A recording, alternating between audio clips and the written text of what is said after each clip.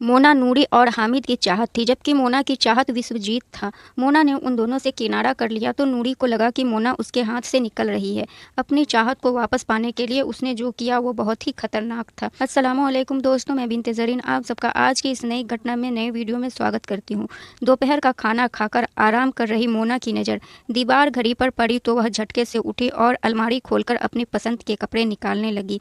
उन कपड़ों को पहनकर वह आईने के सामने खड़ी हुई तो अपने आप पर वह मुग्ध होकर रह गई। सफ़ेद टॉप और काले स्किन टाइट जीन्स वह सचमुच बहुत ही खूबसूरत लग रही थी।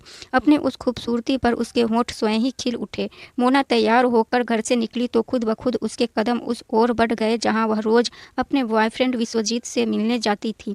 जब वह उस जगह पहुँचती है तो विश्वजीत उसे बैठा मिला। वह उसका इंतज़ार कर रहा था। वह दबे पाँव विश्वजीत के पीछे पहुँची और उसकी आंखों को अपनी दोनों हथेलियों से बंद कर दिया।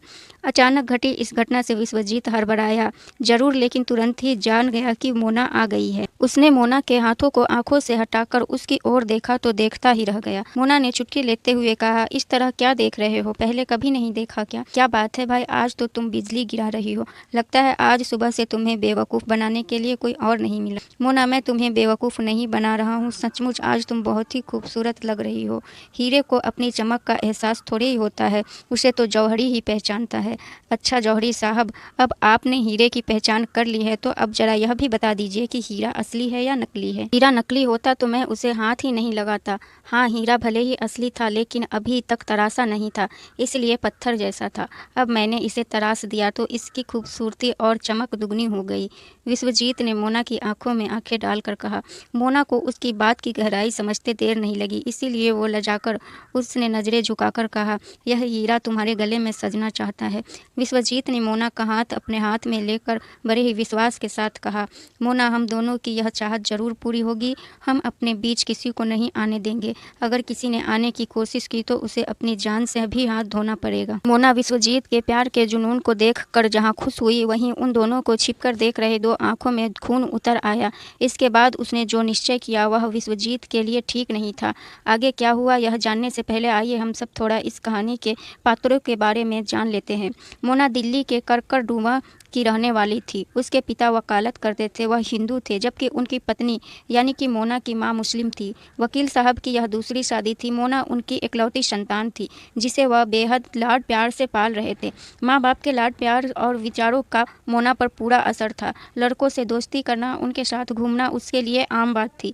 पहले तो मोना का मन पढ़ाई में खूब लगता था, लेकिन जैसे ही उसने जवानी की दहलीज पर कदम रखा था और लड़कों ने उसे खूबसूरत होने का एहसास कराया था, उसका मन पढ़ाई से उचटने लगा। वह सतरंगी सपनों की दुनिया में खोई रहने लगी। महानगर में पल बढ़ रही मोना के मन में भी अन्य लड़कों की तरह अच्छे रहन सहन की ललक थी। यही वजह थी कि वह अपनी सहेलियों को कई कई लड़कों के साथ घूमते फिरते देखती तो उनकी किस्मत से वह जल उठती थी, जबकि उसकी वे सहेलियाँ उसकी खूबसूरती के आगे कुछ भी नहीं थी। इतनी खूबसूरत होने के बावजूद भी मोना का कोई बॉयफ्रेंड नहीं था, जबकि उसकी उन सहेलियों के बॉयफ्रेंड की लिस्ट काफ़ी लंबी थी। मोना की माँ की कोई दूर की रिश्तेदार उत्तर प्रदेश के जिला शाहजहांपुर के थाना सदर बाजार के शहबाज नगर निवासी बाबू खां के यहाँ थी। उनका बेटा नूरी उर्फ नूर मियाँ नई दिल्ली के जीबी रोड स्थित एक बार में वेटर का काम करता था। दिन में वह नौकरी करता था और रात में अजमेरी गेट के पास एक रैम बसेरा में गुजारा करता था। रिश्तेदारी होने की वजह से नूरी का मोना के यहाँ आना जाना लगा रहता था। इसी आने जाने में नूरी मोना को पसंद करने लगा। वह जब भी मोना के यहाँ आता तो उसके ही आसपास मंडराता रहता था। नूरी को पता ही था कि माँ बाप के काम पर जाने के बाद मोना घर में अकेली रहती है, इसलिए वह ऐसे समय पर उसके पास आने जाने लगा जब वह घर में अकेली होती। ऐसे में वह उससे खूब बातें करता और घुमाने भी ले जाता, जहाँ उसे अच्छी अच्छी चीज़ें खिलाता। इससे मोना को उसका साथ अच्छा लगने लगा। मोना इतनी भोली नहीं थी कि वह ये सब नहीं समझ पाती कि नूरी उसमें इतनी दिलचस्पी क्यों ले रहा है। सब कुछ जानते हुए भी वह उसकी ओर आकर्षित होने लगी। एक दिन नूरी मोना के घर पहुंचा तो उसने ऐसे कपड़ों में दरवाज़ा खोला कि नूरी उसे देखता ही रह गया। उसने उसे अंदर आने को कहा, लेकिन वह मोना के उस रूप में इस तरह खो गया कि उसकी बात सुनी ही नहीं। उसका मन कर रहा था कि वह मोना को अपने बाहों में भर ले। नूरी की नज़रें उसके शरीर पर ही जमी थी। उसकी नज़रों का आशय समझकर मोना मुस्कुरा उठी। उसने नूरी की आंखों के सामने हाथ नचाते हुए कहा कि कहाँ खो गए डियर, अंदर भी आ जाओ या बाहर ही इसी तरह खड़े रहोगे। नूरी हड़बड़ाकर बोला, सॉरी डियर, तुम इस समय कुछ ज़्यादा ही खूबसूरत लग रही हो, इसलिए तुम्हें देखता ही रह गया। मजाक मत करो, लड़कों की आदत का मुझे अच्छी तरह पता है, वह इसी तरह लड़कियों की तारीफ करके उनकी कमजोरी का फ़ायदा उठाना चाहते हैं। मोना ने कहा, मैं सच कह रहा हूँ मोना, तुम सचमुच बहुत ही खूबसूरत लग रही हो, एकदम गजब ढा रही हो। अंदर आकर नूर ने कहा, मोना मेरी बात तुम्हें अजीब ज़रूर लगेगी, लेकिन सच्चाई यही है कि मेरी तुम्हारे प्रति चाहत बढ़ती जा रही है। मुझे तुमसे लगाव सा हो गया है, यह भी कहा जा सकता है कि मुझे तुमसे प्यार हो गया है। अगर ऐसा है तो क्या तुम मेरे प्यार को स्वीकार करोगी? मोना ने मुस्कुराते हुए अपना एक हाथ उसके कंधे पर रखकर कहा, नूरी मुझे भी कुछ ऐसा ही लगता है, तुम भी मुझे बहुत ही अच्छे लगते हो। मोना के इन शब्दों ने नूरी के मन पर कुछ ऐसा असर किया कि उसने मोना को अपने बाहों में भर लिया और अपने होठों की मोहर उसके गालों पर लगा दी। मोना भी पीछे नहीं रही, लेकिन जब नूरी ने इस मौके का फ़ायदा उठाना चाहा तो मोना ने खुद को बेकाबू होने से रोक लिया और नूरी को धक्का देकर अलग किया। मोना की यह हरकत नूरी को बिल्कुल भी अच्छी नहीं लगी, लेकिन उस समय उसने बुरा नहीं माना। उसने सोचा, आज यहाँ तक पहुँचे हैं तो किसी दिन हद भी पार कर लेंगे।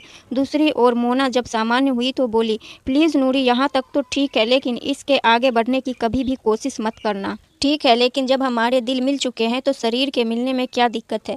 नहीं, मैं इसे अच्छा नहीं समझती। शारीरिक मिलन के बाद दिल का नहीं, शरीर का प्यार रह जाता है, जो धीरे धीरे ख़त्म हो जाता है। प्रेमी जब भी मिलते हैं तो शरीर के लिए मिलते हैं, मुझे ये पसंद नहीं है। मोना ने नूरी को कुछ इस तरह समझा दिया कि वह बुरा भी न माने और उसे अपनी ज़रूरत पूरी करने का ज़रिया भी न बनाए, क्योंकि मोना उसके साथ प्यार का खेल कुछ इस तरह से खेल रही थी कि उसे इस खेल का कभी एहसास नहीं हो सका। नूरी के साथ ही हामिद भी उसी बार में वेटर का काम करता था। यही नहीं, वह भी उसी रैम बसेरा में रहता था, सोता था। जहाँ नूरी सोता था वह रहने वाला भी उसी के मोहल्ले का था, इसीलिए दोनों में पक्की यारी थी। यही वजह थी कि दोनों एक दूसरे से कोई भी बात नहीं छुपाते थे। ऐसे में नूरी और मोना के प्रेम संबंध वाली बात भला हामिद से कैसे छिपी रह सकती थी? जब हामिद ने नूरी से कहा कि वह उसे भी मोना से मिलवा देगा तो वह मना ही नहीं कर सका। इसके बाद नूरी मोना से मिलने गया तो साथ में हामिद को भी ले गया। मोना को देखकर हामिद भी नूरी की तरह सुध-बुध खो बैठा। वह अपने लिए जिस तरह की लड़की की कामना करता था, मोना हूबहू वैसी थी। हामिद जब उसे एकटक देखता रह गया तो उसकी इस हालत पर नूरी ने मुस्कुराते हुए उसके कानों में फुसफुसाकर कहा, क्यों बेटा, मेरी पसंद देखकर होश उड़ गए ना? हाँ यार, यह तो सचमुच बहुत ही सुंदर है, तेरी तो किस्मत खुल गई। किस्मत अच्छी है तभी तो इस नूरी को इतना खूबसूरत नूर मिला है।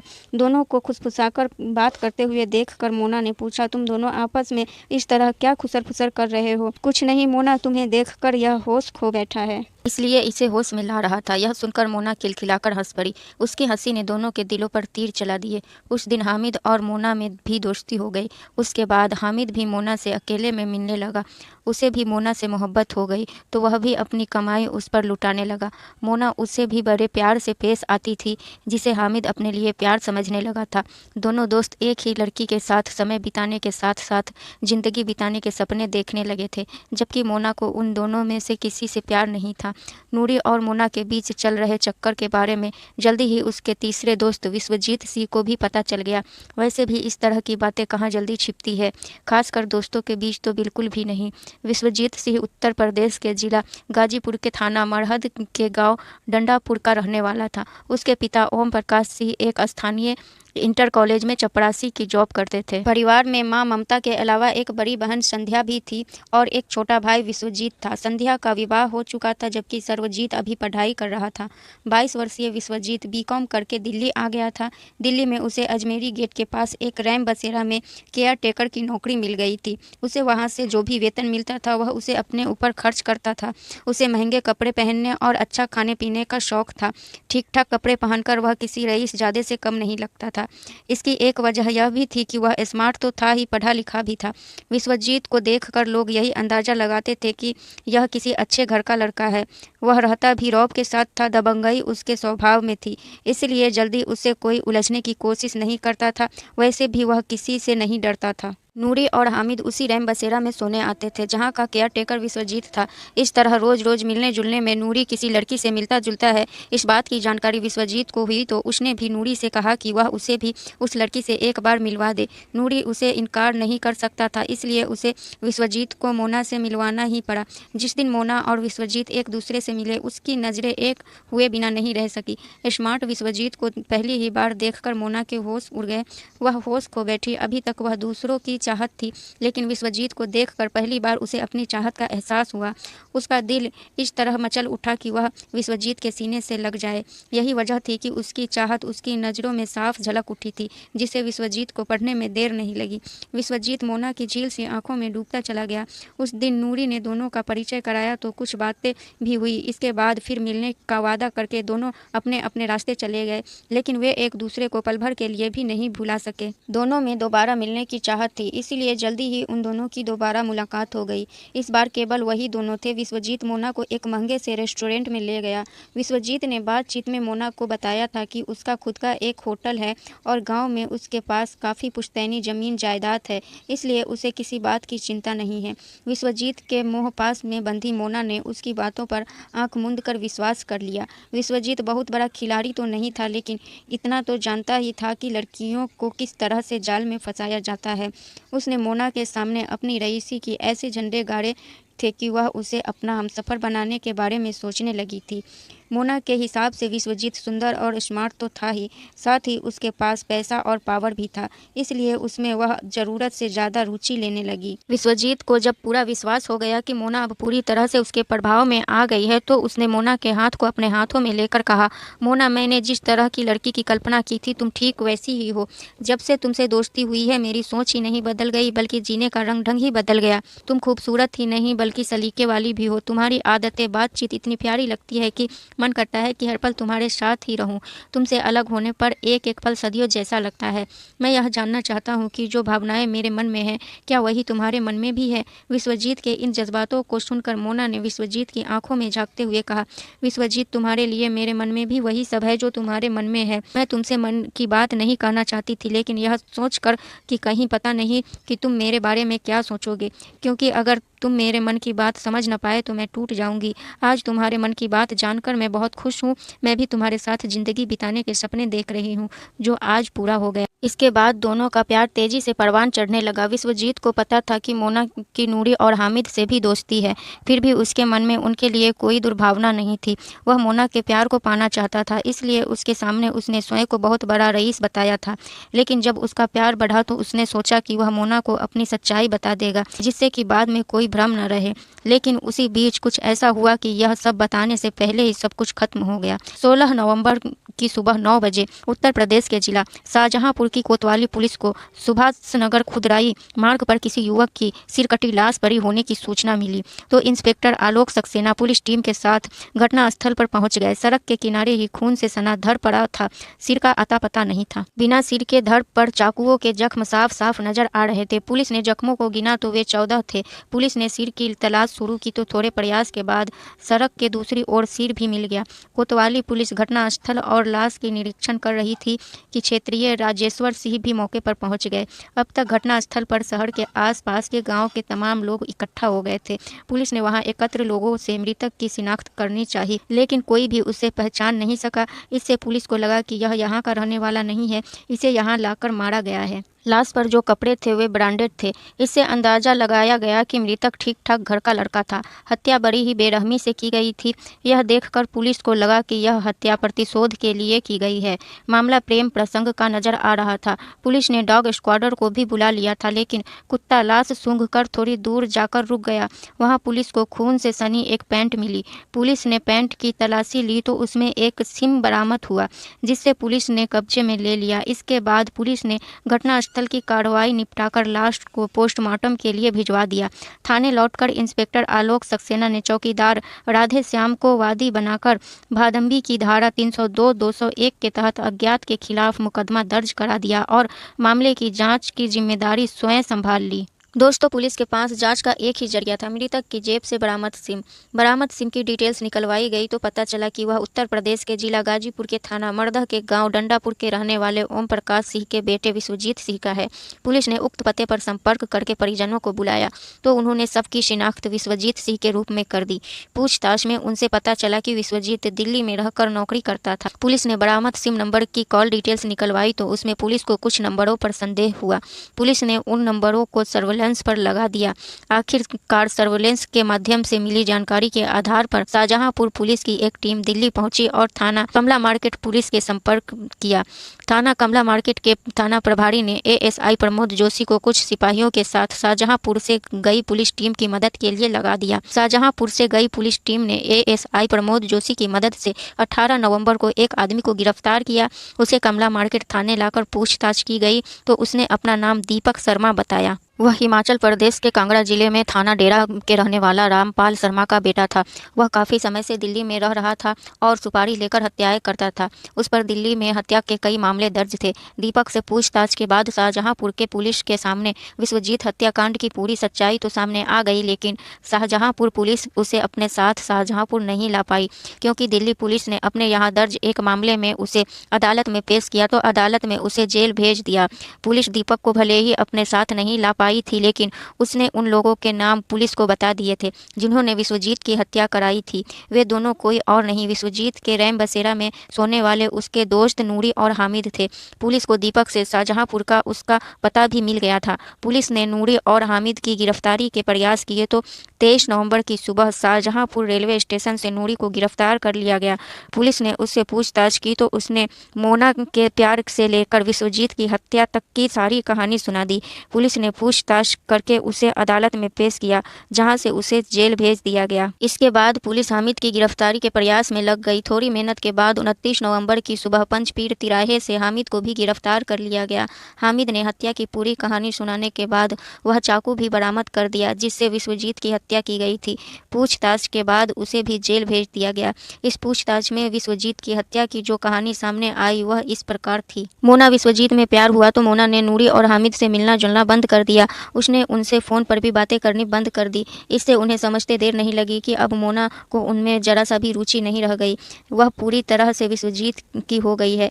साफ था जेब से करके नूरी और हामिद अब उसके किसी काम के नहीं रह गए थे, इसलिए उसने उनसे दूरी बना ली थी। नूरी ने विश्वजीत से मोना से दूर रहने की बात कही तो वह उस पर भड़क उठा। उसने गाली गलौज करते हुए उसे ही धमकी दे दी। नूरी उसका कुछ नहीं कर सकता था, इसलिए उसने गिड़गिड़ाते हुए कहा, विश्वजीत भाई, मोना मेरी गर्लफ्रेंड है, इसलिए तुम मुझ पर दया करके उसे छोड़ दो। अब वह तेरी नहीं मेरी गर्लफ्रेंड है, उसे मुझसे कोई नहीं छीन सकता है। और हाँ, अब अगर तूने उससे मिलने की कोशिश की तो ठीक नहीं होगा। कहीं ऐसा ना हो कि प्रेमिका के चक्कर में जान से हाथ धो बैठो। विश्वजीत ने आंखें तरेड़ते हुए कहा। इसके बाद नूरी और हामिद ने विश्वजीत को मोना से अलग करने की कई बार कोशिश की। इसके बीच मारपीट भी हुई, लेकिन विश्वजीत के सामने उनकी एक न चली। तब वे सुपारी किलर दीपक वर्मा की शरण जा पहुंचे। दीपक से नूरी की अच्छी दोस्ती थी, इसलिए बिना पैसे के ही वह उसका काम करने के लिए तैयार हो गया। नूरी और हामिद विश्वजीत की हत्या ऐसी जगह करना चाहते थे जहां उसे कोई पहचान न सके। इसके लिए वे उसे शाहजहांपुर ले जाना चाहते थे। नूरी और हामिद ने विश्वजीत से माफ़ी मांग कर पुरानी बातें भूलने को कहा तो पुरानी दोस्ती की वजह से विश्वजीत ने उन्हें माफ़ कर दिया। उनमें फिर से अच्छे संबंध बन गए। इसके बाद नूरी और हामिद ने उससे लखनऊ घूमने की बात कही तो विश्वजीत चलने को तैयार हो गया। उन्होंने दीपक को विश्वजीत से मिलाकर कहा कि यह भी हमारे साथ लखनऊ चलेगा, तो विश्वजीत ने मना नहीं किया। मना ही क्यों करता, क्योंकि वह अपने खर्च पर जा रहा था। 15 नवंबर को चारों ट्रेन द्वारा नई दिल्ली से लखनऊ के लिए रवाना हुए। रास्ते में ताजिया दिखाने की बात कहकर नूरी ने विश्वजीत को शाहजहांपुर में उतार लिया। इसके बाद नूरी और हामिद उसे दीपक के साथ अपने घर ले गए। देर रात खाना खाकर टहलने की बहाने नूरी और हामिद विश्वजीत तथा दीपक को साथ लेकर सुभाष नगर खुदरई मार्ग पर निकले। यह रास्ता रात में सुनसान रहता है। मौका देखकर एक जगह नूरी और हामिद ने विश्वजीत को धक्का देकर सड़क के किनारे गिरा दिया तो दीपक फुर्ती से उसके सीने पर सवार हो गया। विश्वजीत हाथ पैर चलाता उससे पहले ही दीपक ने चाकू से उसके गले पर कई वार कर दिए। विश्वजीत छटपटाता रहा, तभी दीपक ने उसका सिर धड़ से अलग करके सड़क के दूसरी ओर फेंक दिया। बाद में पैंट भी उतार कर वहां से दूर छुपा दी, जिससे पुलिस उसको कोई सुराग न मिले। इसके बाद नूरी और हामिद ने दीपक को दिल्ली भेज दिया और इस मामले में क्या होता है यह जानने के लिए नूरी और हामिद शाहजहांपुर में ही रुक गए, लेकिन उनकी होशियारी धरी की धरी रह गई और तीनों पुलिस के हत्थे चढ़ गए। तो दोस्तों ये थी आज की पूरी घटना, पूरी कहानी। दोस्तों आप सबको ये कहानी कैसी लगी हमें कमेंट सेक्शन में ज़रूर अपनी राय दें, और अगर हमारा काम आप सभी को पसंद आता है तो हमारे इस वीडियोज़ को लाइक और शेयर ज़रूर करें और हमारे चैनल को सब्सक्राइब करें।